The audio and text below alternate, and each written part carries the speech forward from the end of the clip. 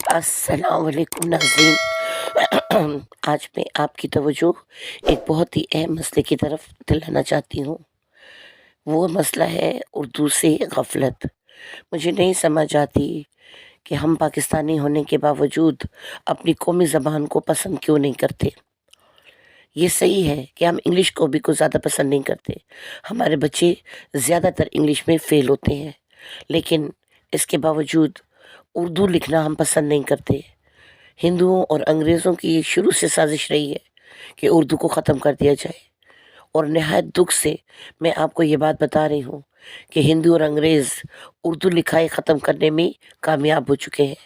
ہمارے بچے اب اردو میں لکھنا پسند نہیں کرتے، وہ اردو کو انگلش میں لکھتے ہیں۔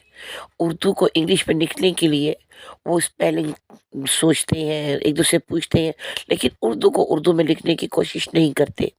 میں ہمیشہ اپنا میسج اردو میں ٹائپ کرتی ہوں، اور مجھے اس بات کی خوشی ہوتی ہے کہ میرا میسج بآسانی پڑھا جا سکتا ہے، بآسانی سمجھا جا سکتا ہے، کیونکہ وہ اردو میں ہوتا ہے۔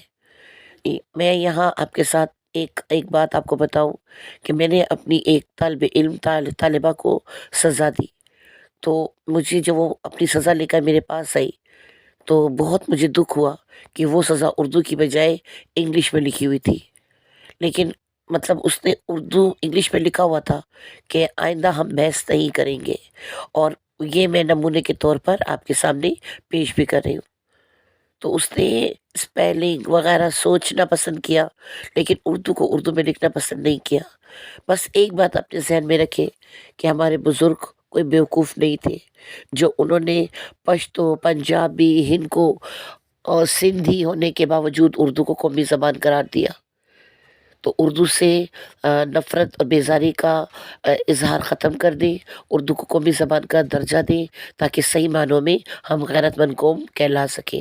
بہت شکریہ، دعاؤں میں یاد رکھیں، اور اسی طرح میری ویڈیو دیکھتے رہیں، اور میں آپ کا تہہ دل سے شکریہ ادا کرتی ہوں کہ آپ میری ویڈیو دیکھنے کے لیے اپنا قیمتی وقت نکالتے ہیں۔ بہت شکریہ، اللہ حافظ۔